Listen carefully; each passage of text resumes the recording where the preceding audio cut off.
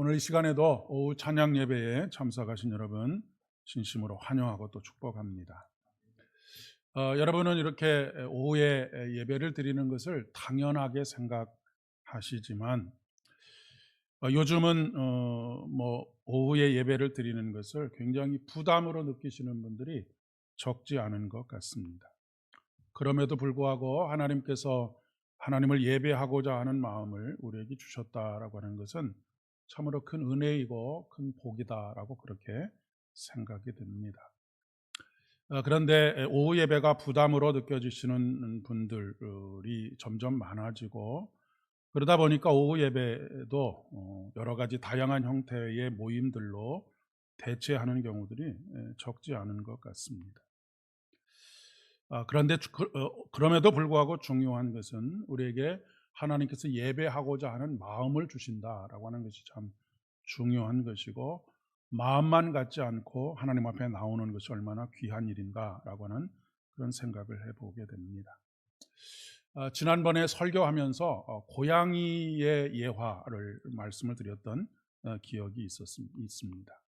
수도원의 한 그 수도사가 원장 수도사님이 고양이로 인해서 기도 시간이 자꾸 방해를 받다 보니까 그 고양이를 그 기둥에다 갖다 묶었는데 수도원의 수도사님도 원장님도 돌아가시고 고양이도 죽었는데 그 이야기가 전설처럼 전설 따라 삼천리처럼 이어져서 그 다음에는 반드시 고양이를 그 기도할 때는 고양이를 갖다 묶어야 하는 것처럼 그렇게 그런 것이 전통이 되었고, 그리고 또한 그것을 어떤 높이에 묶어야 할지 또 어떤 길이로 묶어야 할지 이런 것들이 나중에는 논문의 주제가 되고 그 논문을 쓰는 사람이 박사가 되고 이렇게 되었다라고 하는 굉장히 우스꽝스럽지만 굉장히 그 신앙의 어떻게 보면 관행적인 것들, 이런 것들을 비꼬는 그런 말씀을 드렸던 기억이 있습니다. 사실 우리에게 중요한 것은 예배의 횟수가 아니고 또 예배의 시간도 아닙니다. 사실 우리나라 같은 경우에, 그리고 다른 나라의 경우에도 마찬가지긴 하지만 주일 오전 11시에 예배를 드려야 된다라고 하는 것을 무슨 성경에 기록되어져 있는 하나님의 명령처럼 그렇게 생각하기 쉬운데, 사실 주일 오전 11시에 예배를 드리게 된 것은 여러 학자들의 연구에 의하면 지금처럼 이렇게 공업화가 되기 전에 농업 문화 속에서 농사를 지어 보신 분들은 다 아시겠지만 아침 일찍부터 아침에 나가서 논과 밭에 일을 하고 그리고 나서 이제 시간이 좀 늦은 아침 한 11시 정도 되어서 예배를 드리는 것이 모든 사람들의 삶의 라이프 스타일에 맞기 때문에 11시에 예배를 드리게 되었다라고 하는 것이 학자들의 대다수의 의견입니다. 물론 그렇지 않는 주장들을 하시는 분들도 계시지만 그렇습니다. 그리고 사실 우리가 이 주일이라고 하는 것, 일주일이라고 하는 이 주기에 대해서 우리는 늘 성경에서 하나님께서 6일 동안 창조하시고 7일에 쉬셨다라고 하는 것이 머릿속에 박혀 있기 때문에 일주일이라고 하는 이 시간이 사실 아무런 거부감 없이 그냥 본래부터 그러한가라고 생각하시지만, 이 일주일이라고 하는 이 한 주의 이 순환은 사실 그렇게 오래 정착된 지가 오래되지를 않았습니다. 우리 기독교 전통에서는 예수 그리스도께서 부활하시고 난 이후에 사흘 만에 그러니까 다시 부활하시게 된 그날을 기념하기 위해서 안식일이 아닌 주일로 바뀌면서부터 그렇게 안식일을 지켜왔지만, 사실 안식일은 기독교인들, 특별히 주일이라고 하는 개념은 예수 그리스도를 믿고 따르는, 그리고 그를 믿음으로 구원을 얻은 사람들의 그 삶의 주기일 따름이지, 사실 역사는 인류의 역사는 그것과는 전혀 상관없는 그런 역사가 계속 되어져 왔었습니다. 중국에서는 뭐 5일을 주기로 하기도 했고 또 남북조 시대에는 10일이 주기이기도 했었고요. 뿐만 아니라 사실 우리나라 같은 경우에도 조선시대까지 일주일이라고 하는 개념 자체가 없었습니다. 그냥 명절이 되면 뭐 우리나라에도 그 24절기라고 하는 것이 있지 않습니까? 24절기에 따라서 뭐 쉬기도 하고 했지만 사실 그 휴일이라고 하는 개념 자체가 없었던 것이 사실은 인류의 역사입니다. 그런데 하나님께서 세상을 창조하셨고 제7일 되는 날 하나님께서 우리를 쉬게 하셨다라고 하는 것으로 안식일을 지키던 우리 그리스도인들이 예수 그리스도의 부활하시는 사건을 통해서 다시 주일로 우리의 삶의 그 시작을 삼게 된 이런 패턴을 가지게 된 것이죠. 요즘은 점점 뭐 외국의 경우도 그렇고 우리나라의 경우에도 11시 예배를 고집하지는 않습니다. 또 특별히 대형 교회들 같은 경우에는 예배를 이렇게 몇 부로 나누어서 드리다 보니까 11시에 예배를 드리는 것이 참 쉽지가 않기 때문에 뭐 10시 몇 분으로 땡기기도 하고 11시 몇 분으로 늦추기도 하고 하는 그런 일들이 점점 벌어지고 있습니다. 제가 드리고 싶은 말씀은 그런 관행적인 것, 형식적인 것 이런 것에 우리가 우리의 에너지를 소비할 것이 아니라 정작 날마다 우리가 예배당을 들어오고 나가면서 그리고 우리가 우리의 삶을 살아가면서 던져야 할 질문이 무엇인가라고 하는 것에 집중해 보았으면 좋겠다라고 하는 것입니다. 그렇다고 지금 당장 11시 예배를 다른 시간으로 바꾸자는 얘기가 아니고요. 그렇게 우리가 지금까지 그렇게 금과 어격처럼 지켜오던 그런 것들이 어떻게 보면 우리의 그 라이프 스타일에 맞춘 그런 일들로 되어져 있기 때문에 생활의 변화가 따르게 되면 그 생활의 변화에 따라서 그러한 것들도 변화되는 것을 우리가 익숙하게 받아들일 수 있어야 한다라고 하는 것이고요. 그리고 요즘 사람들의 라이프 스타일에 의하면 가장 선호하는 시간대가 9시부터 한 10시 반, 요 정도가 가장 선호하는 시간이라고 합니다. 우리들 같은 경우에는 뭐 우리 세대에는 그렇게 11시 예배가 꾸준하게 어느 정도 지속되리라 생각하지만 우리 다음 세대에는 많은 변화들이 또 있겠구나라고 그렇게 생각을 하시고 나중에 뭐 그 우리 예배 시간을 조금 옮겨 봅시다라고 했을 때 이놈하고 그냥 그렇게 근엄한 표정으로 그렇게 하지 않았으면 좋겠다라고 하는 생각도 조금 가져보게 됩니다. 중요한 것은 하나님께서 찾으시는 예배자가 되는 것이죠. 그리고 하나님께서 찾으시는 기뻐하시는 예배를 드리는 것이다라고 그렇게 이야기할 수 있겠고요. 그리고 단지 주일에 드리는 예배뿐만 아니라 평일에 드리는 예배도 그렇고 뿐만 아니라 우리의 삶 자체도 어떤 마음을 가지고 하나님과 연결되어서 그렇게 삶이 곧 예배가 되는 그런 삶을 살아갈 수 있느냐라고 하는 것이 중요한 것 같습니다. 오늘 본문으로 삼고 있는 시편 24편의 말씀은 다윗의 시입니다. 이 다윗의 시인데 다윗이 어느 때 다윗의 시로서 어느 때 사용이 되었느냐면 가장 먼저는 여러분 그 하나님의 법궤 여호와의 법궤가 그 사울이 그 법궤를 가지고 블레셋과의 전쟁에서 빼앗기게 되지 않습니까? 그리고 나서 이제 다시 블레셋에서 그 신상이 무너지기도 하고 막 변고가 생기니까 다시 가져가라고 이렇게 보내게 되지요.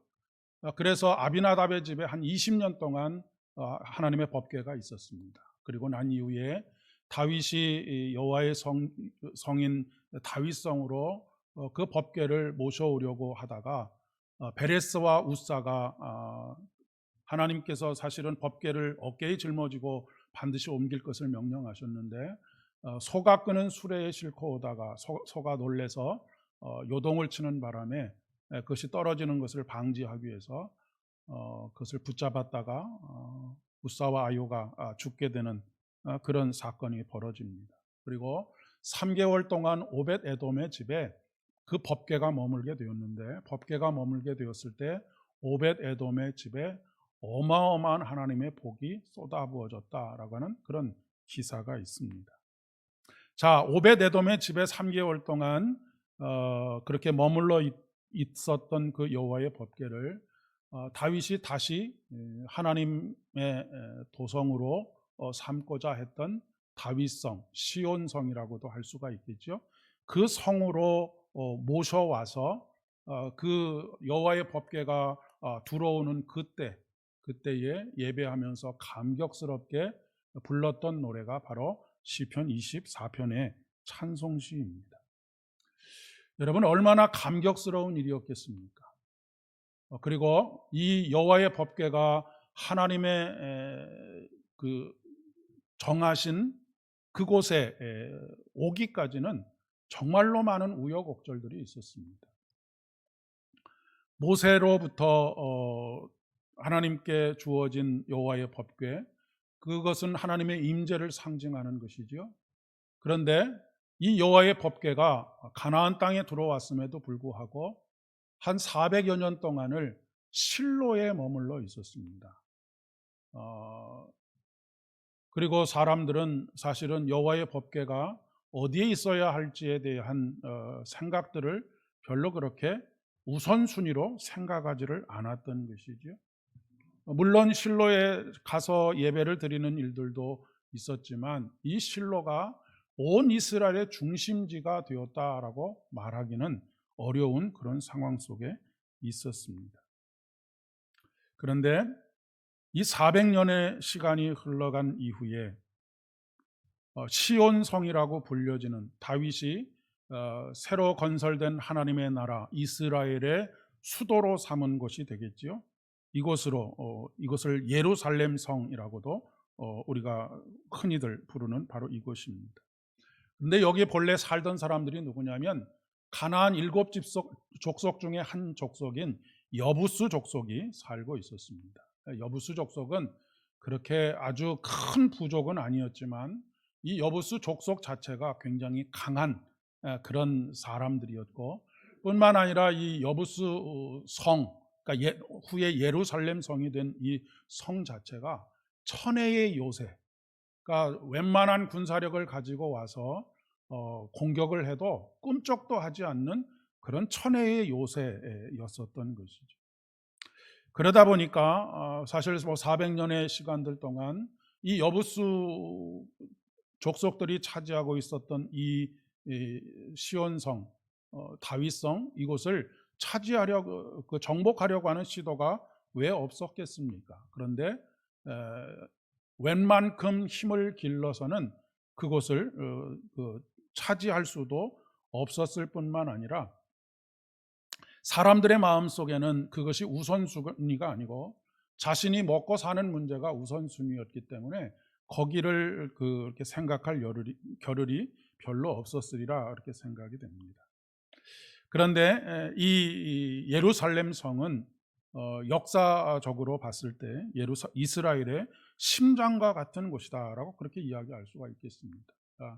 본래 예배라고 하는 말의 본래 의미는 무엇이냐면 우리의 심장을 드린다라고 하는 의미를 가지고 있습니다. 그러니까 예루살렘을 정복하지 못했다라고 하는 것은 심장이 없는 채 하나님 앞에 예배했다라고도 이야기할 수가 있겠죠.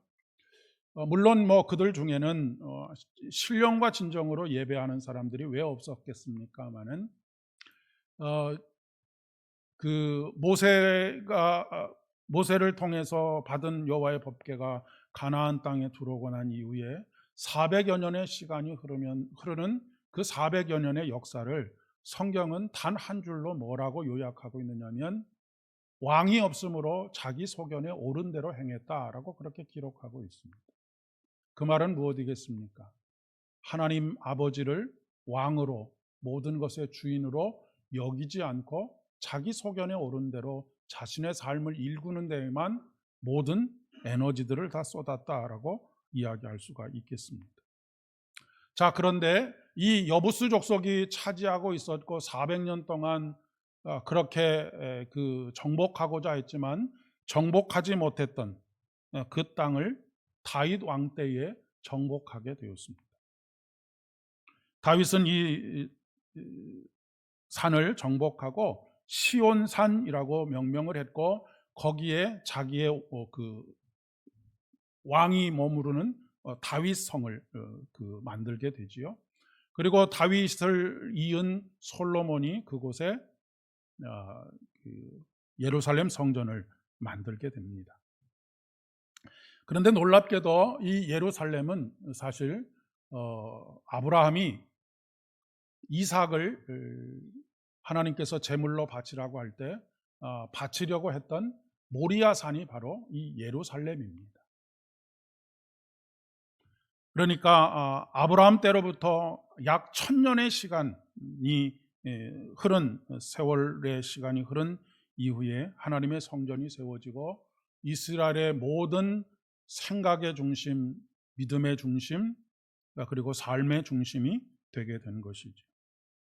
자, 그러면 1000년의 시간 동안, 짧게는 400년의 시간 동안 차지하고 싶었지만, 정복하고 싶었지만 정복하지 못했던 그 성을 다윗이 정복할 수 있는 이유가 어디 있을까? 다른 어떤 때보다도 군사적으로 강한 힘을 가지고 있었기 때문일까? 아니면 첨단의 무기를 가지고 있었기 때문일까? 그렇지 않다라고 하는 이야기입니다. 우리는 일반적으로 어떻게 생각하느냐면 힘 있는 자가 성을 차지한다라고 생각합니다. 그리고 그것이 세상의 방식이고 세상을 살아가는 사람들의 삶의 방식입니다. 그래서 끊임없이 힘 있는 사람이 되려고 하지요. 힘 있는 사람이라고 하는 것은 학식을 갖춘 사람이 되려고 하거나 권력을 가진 사람이 되려고 하거나 어떤 명예로운 자리에 올라가는 그런 사람이 되려고 하는 것이죠.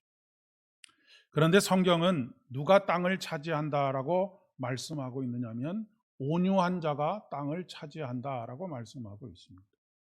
여기서 온유하다라고 하는 말은 우리가 통상적으로 생각하는 착하고 조금 온순한 그런 성격을 가진 사람이라고 이야기할 수 있습니다.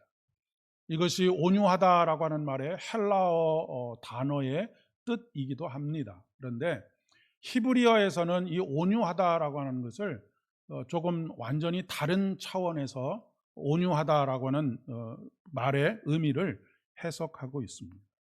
히브리어에서 온유하다라고 하는 단어는 괴롭힘을 받는 사람이라고 하는 뜻을 가지고 있습니다. 괴롭힘을 당하는 사람이라고 하는 것은 결국 어떤 사람이냐면 땅을 빼앗긴 사람입니다.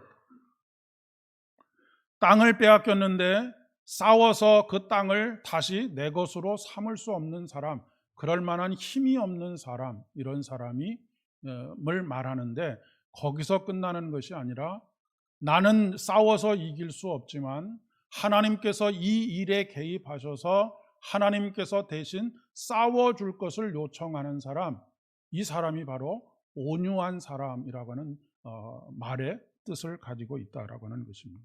그러니까 하나님의 도우심을 기다리는 사람, 이 사람이 바로 온유한 사람이라고 하는 것입니다.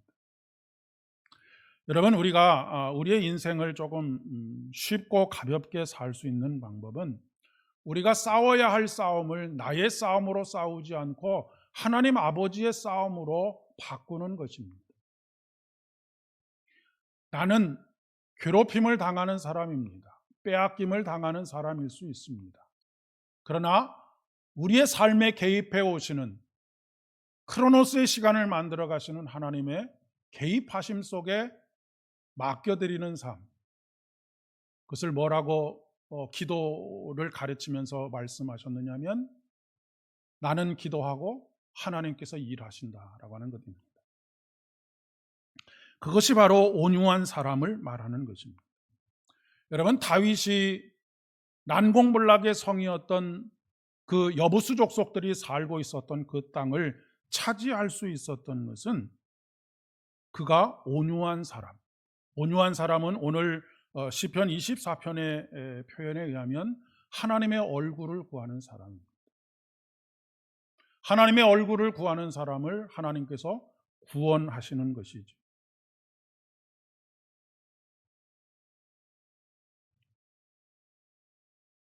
삼절의 말씀에 여호와의 산에 오를 자가 누구며 그의 거룩한 곳에 설 자가 누구인가라고 묻고 있습니다. 이것은 예배를 향하는 사람들을 향한 물음이기도 하지만 우리가 이 직접적으로 다윗성 여부수 족속이 살던 이 땅을 차지할 수 있는 사람, 그 산을 오를 수 있는 사람, 그리고 그 거룩한 곳에 설 수 있는 사람, 그 사람은 어떤 사람이냐? 우리가 통상적으로 생각하면 힘이 센 사람, 능력을 갖춘 사람, 전투력이 강한 사람, 이런 사람이라고 생각할 수 있는데 4절의 말씀에 보면 전혀 다른 이야기를 하고 있습니다. 손이 깨끗하며 마음이 청결하며 뜻을 허탄한 데 두지 아니하며 거짓 맹세하지 아니하는 자로다라고 그렇게 말씀하고 있습니다. 여러분, 우리가 우리의 인생에서 하나님께서 우리에게 허락하셔서 이루고자 하는 목표들, 물론 공부를 하지 않아도 되고 또 어떤 것들을 갖추지 않아도 된다라고 그렇게 말씀드리는 것이 아니고 가장 중요한 것은 먼저 갖추어야 할 것이 무엇이냐면 손이 깨끗하고 마음이 청결하며 뜻을 허탄한 데 두지 아니하며 거짓 맹세를 하지 않는 그런 사람이 되는 것. 바로 그것이 땅을 차지할 수 있게 되는 사람의 가장 우선되는 것이다라고 하는 것입니다. 그러니까 우리가 자녀들을 키울 때도 그렇고 마찬가지라고 할 수가 있겠지요. 실력을 키우기 전에 하나님 앞에 손이 깨끗하고 마음이 청결하고 뜻을 허탄한 데 두지 않도록 하고 그리고 거짓 맹세하지 않도록 하는 그런 사람으로 성장해 갈 수 있도록 만드는 것. 다윗의 승리의 비결이 어디에 있었습니까? 여러분, 다윗의 인생에 대해서 그의 끊임없는 전쟁터에서 단 한 번의 실패도 없이 승리하는 비결에 대해서 성경은 이렇게 이야기하고 있습니다. 다윗이 가는 곳마다 하나님께서 그와 함께 하셔서 이기게 하셨다라고 하는 것이 다윗의 인생의 핵심입니다. 그렇기 때문에 그는 하나님의 얼굴을 구하는 사람이었다고 하는 것이고 그 수많은 전쟁에서 온유함으로 하나님께서 그 전쟁에 개입해 주실 것을 간절히 갈망하는 사람이었다라고 하는 것이죠. 성을 지키는 것도 마찬가지입니다. 정상에 오르는 것보다 지키는 것이 더 어렵다고 하지 않습니까? 그런데 시편 127편의 말씀에서 다윗의 뒤를 이은 솔로몬의 노래가 이렇습니다. 여호와께서 집을 세우지 아니하시면 세우는 자의 수고가 헛되고 여호와께서 성을 지키지 아니하시면 파수꾼의 경성함이 허사로다. 너희가 일찍 일어나고 늦게 누우며 수고의 떡을 먹음이 헛되도다. 하나님께서는 그의 사랑하는 자에게는 잠자는 가운데도 복을 주신다라고 말씀하고 있습니다. 민수기 6장 24절로 26절의 말씀에 보면 대제사장의 축복문이 있죠. 여호와께서 내게 복을 주시기를 원하며 너를 지키시기를 원하며 여호와는 그의 얼굴을 내게 비추사 은혜 베푸시기를 원하며 여호와는 그 얼굴을 내게로 향하여 드사 평강 주시기를 원하노라. 우리가 구해야 할 것이 무엇입니까? 하나님의 얼굴을 구하는 것이죠. 여호와는 그 얼굴을 내게로 향하여 두사 평강 주시기를 원하노라. 우리가 하나님의 얼굴을 구할 때 우리에게 은혜를 베풀어 주시고 우리가 하나님의 얼굴을 구할 때 우리에게 평강을 주시는 분이 우리 하나님이십니다. 그렇기 때문에 다윗은 자신의 신앙의 고백을 오늘 24편의 시편에 담고 있을 뿐만 아니라 예배당을 향하는 모든 사람들에게 이 마음을 점검할 것을 요청하고 있는 것이다 라고 그렇게 이야기할 수가 있겠고요.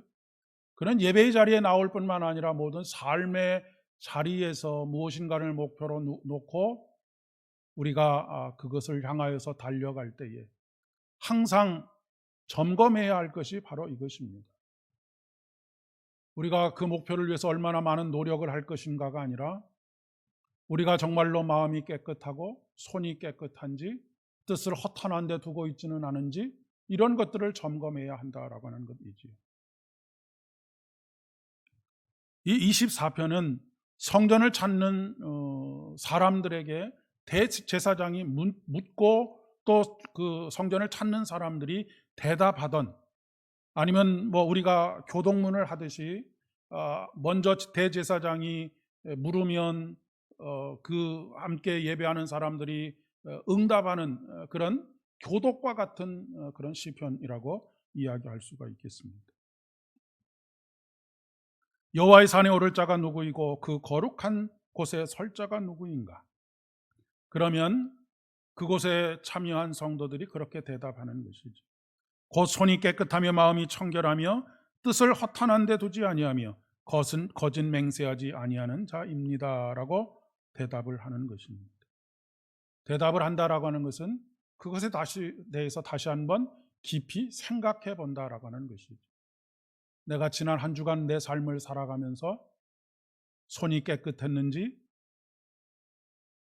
마음이 청결했는지, 내가 두었던 뜻이 허탄한 데 두고 있지는 않았는지, 그리고 나의 당장의 눈앞의 이익을 위해서 남을 속이는 일은 행하지 않았는지, 그것에 대해서 깊이 묵상하고 그 대답을 했을 때 대제사장이 다시 대답합니다. 그래, 그는 여호와께 복을 받고 구원의 하나님께 의를 얻으리니 이는 여호와를 찾는 족속이요 야곱의 하나님의 얼굴을 구하는 자이기 때문이다 라고 그렇게 다시 대답하는 것입니다. 이러한 삶은 요동하지 않는 삶이 됩니다.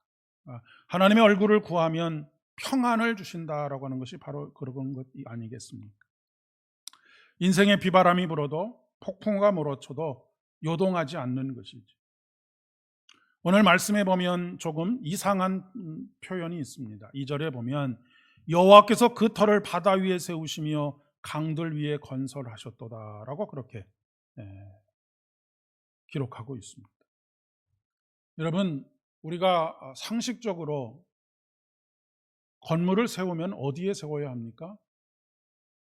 당연히 땅이 단단한 곳에 세워야 되지 않겠습니까? 그런데 그 터를 바다 위에 세우시고 강들 위에 건설하셨다라고 하는 말의 의미가 무엇이겠습니까?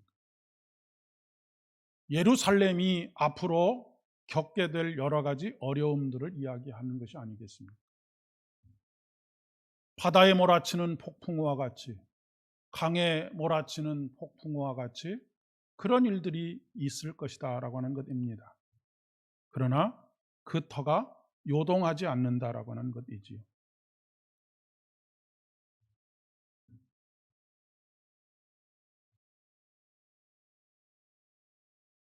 예루살렘이 이스라엘의 도성이 된 이후에도 예루살렘을 뒤흔드는 수많은 사건 사고들이 일어났습니다.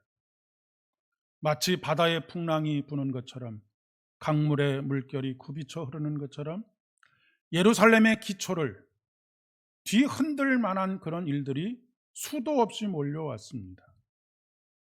그런데 다윗이 체험하고 고백하고 노래하는 하나님의 능력은 무엇입니까? 하나님께서 붙들고 계시기 때문에 강 위에 바다 위에 세워지고 건설되었을지라도 튼튼하다라고 하는 것입니다. 그러니 다윗이 무엇을 이야기하고 싶으냐면 그 뒤에 나오는 말씀들입니다. 문들아 너희 머리를 들지어다. 영원한 문들아 들릴지어다. 영광의 왕이 들어가시리로다. 영광의 왕이 누구시냐? 강하고 능하신 여호와시요 전쟁에 능한 여호와시로다. 문들아 머리를 들으라 라고 하는 것은 문들에 대해서 의인화를 한 것이지 우리들을 향하여서 하시는 말씀입니다. 사랑하는 나의 자녀들아, 나를 향하여 머리를 들어라. 내가 너희 안으로 들어간다. 그 여호와는 어떤 하나님이십니까? 전쟁에 능하신 하나님이십니다. 빼앗긴 것을 우리는 우리의 힘으로는 찾을 수 없지만 하나님께서 하나님의 전쟁으로 바꾸실 때 그분은 전쟁에 능하신 하나님이십니다.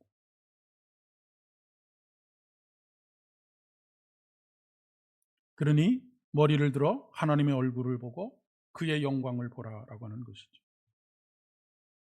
이번 한 주간의 삶 속에서도 우리의 삶이 마치 바다 위에 세워진 것 같고 강들 위에 세워진 것처럼 위태하게 흔들리는 순간들이 있을 수도 있습니다. 그러나 여러분, 중요한 것은 하나님께서 여러분을 붙들고 계시다라고 하는 사실입니다. 바다에서 어마어마한 광풍이 불었을 때 배 안에 예수님이 계신 것, 그 한 가지 사실을 잊지 않으시면 됩니다.